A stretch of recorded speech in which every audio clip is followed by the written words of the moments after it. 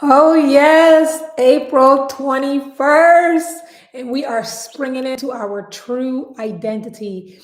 And this evening, we are talking about only possibilities. When we are accessing the faith of God, the only thing that we can expect to move in is possibilities, the possibility of God, because we're operating in the faith of God. Now, tonight, we're going to look at Mark chapter 5, and we're going to see three specific people.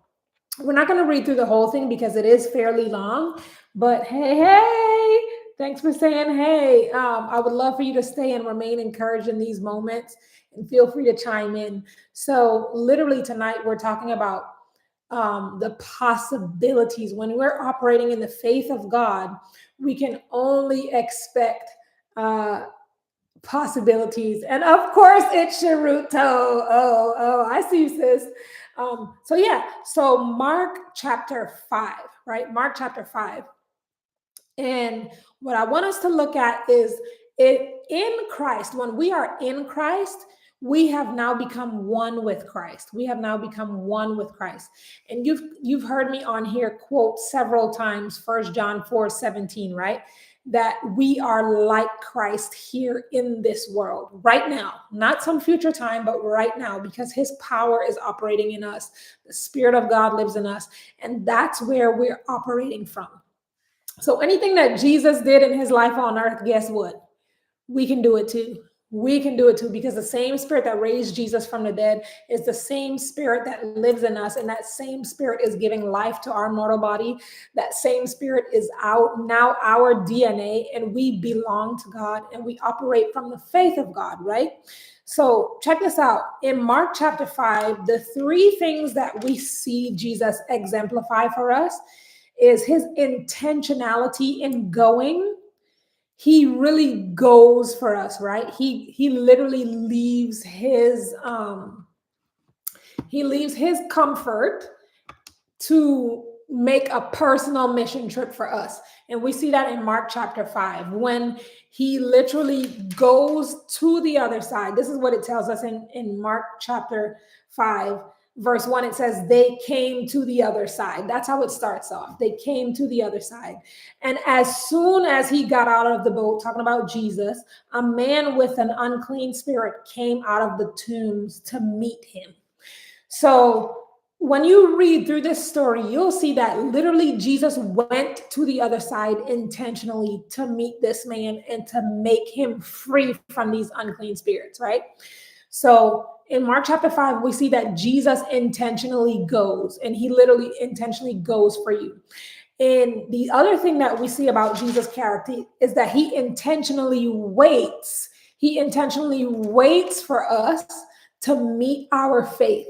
And we see that over in starting in verse 25, where it says, now a woman suffering from bleeding for 12 years had endured much from many doctors, and she'd gotten no better, right? And that's starting in verse 25. So the first thing we see is the story. We see a story of a man who Jesus went for. And then we see a story of a woman who Jesus waits with.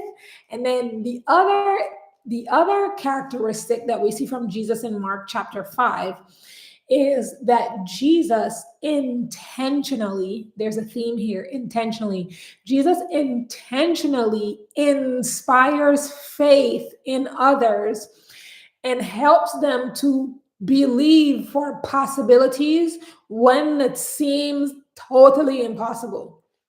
So in chapter 5, verse 1, in Mark 5, verse 1, we see him going across the river, going way across to the other side, specifically to meet a man to free him of an unclean spirit.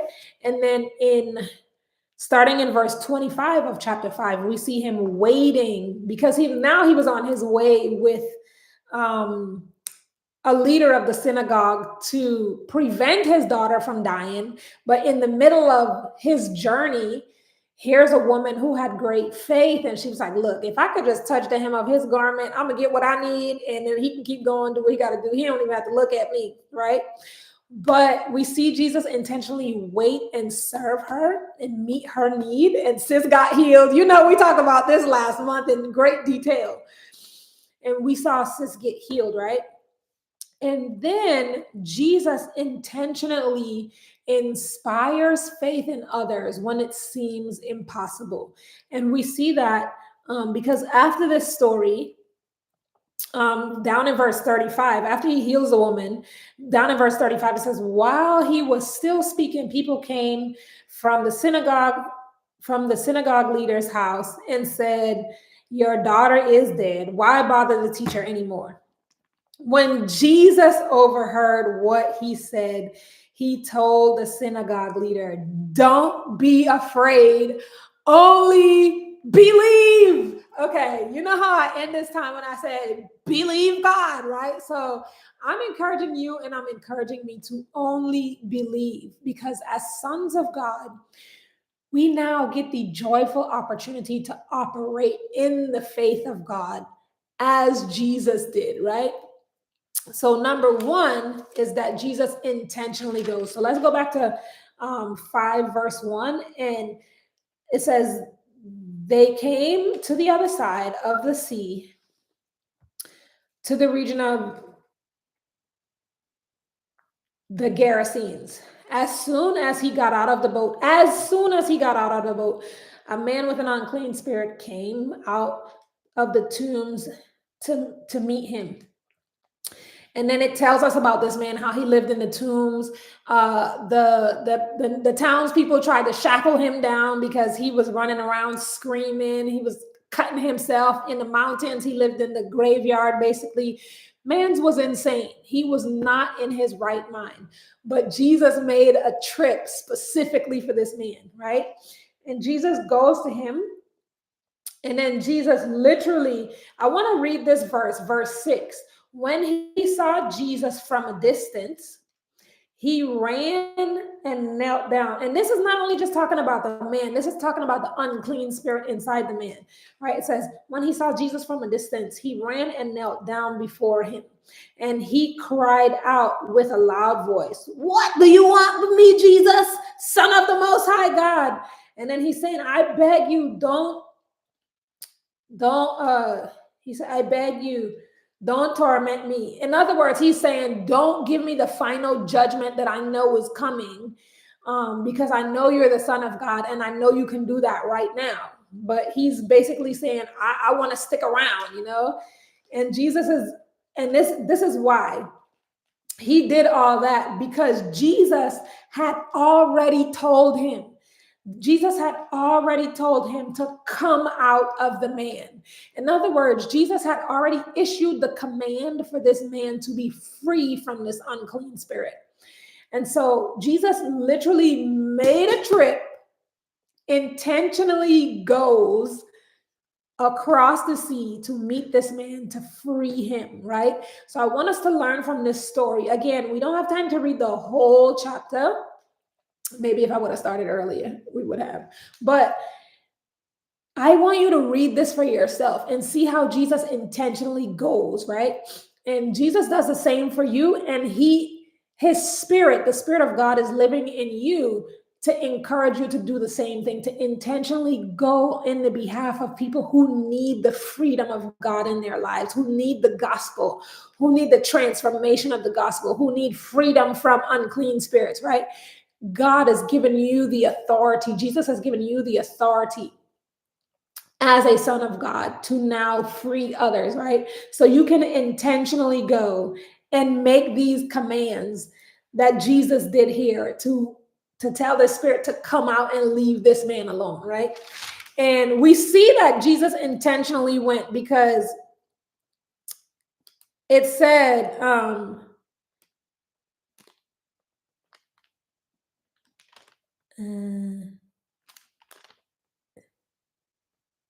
okay. So down in verse 18, we see that Jesus is getting back in the boat to go right back to the other side. Like he came, did what he had to do, and was getting back in the boat to go right back to the other side. So this is what leads me to believe that Jesus intentionally goes. He intentionally goes to free people that are bound. In this man's case, he was bound by an unclean spirit that had him living in the graveyard, cutting himself, screaming on the mountaintops. And when one encounter with Jesus gave the command and man was free. And then he turned into a missionary right away, because this is what Jesus told him. He was like, Jesus, thanks for the freedom. Can I roll with you? And Jesus was like, not today, but here's what you can do. He says, Jesus did not let him come, but he said to him, go to your own people and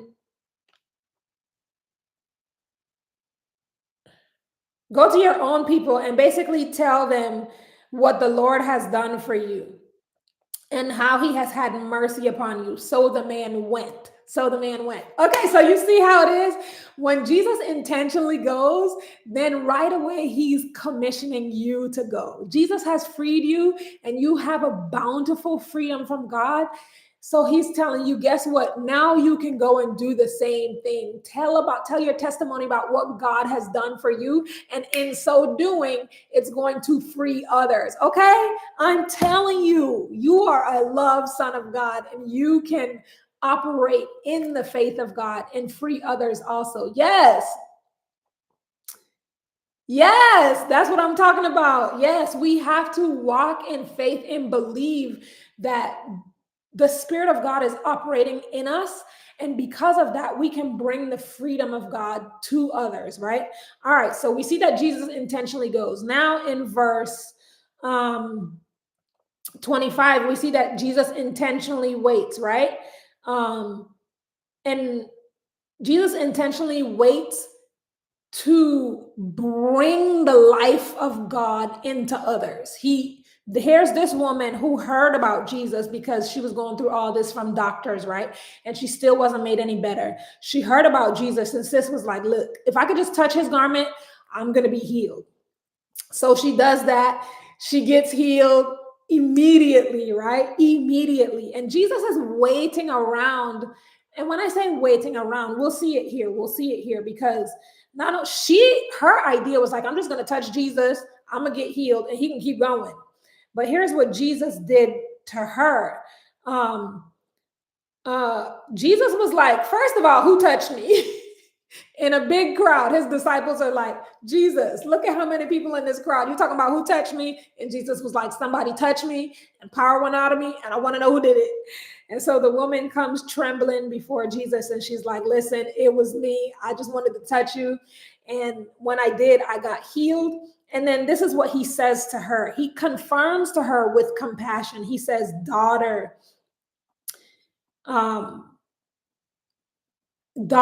your faith has saved you. Go in peace and be healed from your affliction. In other words, go in peace and go with a confidence knowing that you're healed. You don't have to see another doctor, right?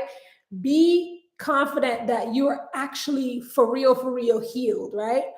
And he waits with her. Now, while this is happening and he's comforting her because he knows now that, oh, it's this one. And she's gone through all this for so long. And now he's comforting her and giving her confidence that she's indeed healed, that this is not no fake, nothing, right? But it's a fact and it's done.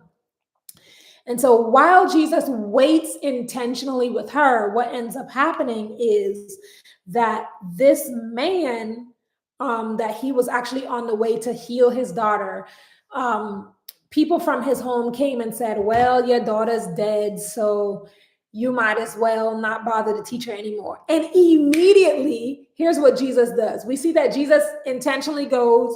We see that Jesus intentionally waits and gives us what we need. In this woman's case, it was healing. And then Jesus now is intentionally inspiring faith in this synagogue leader. And he says, don't be afraid, only believe. Don't be afraid, only believe. And that's my encouragement for us tonight. We should not be afraid. We should only believe. We have the Spirit of the living God living in us.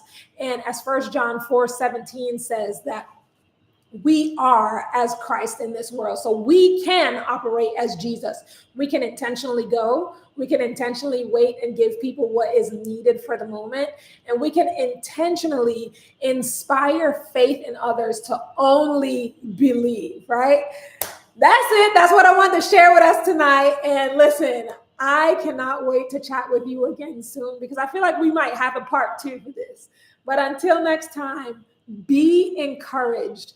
Only believe. Be encouraged. Believe God. And I'll see you again soon. Only believe. All things are possible if you only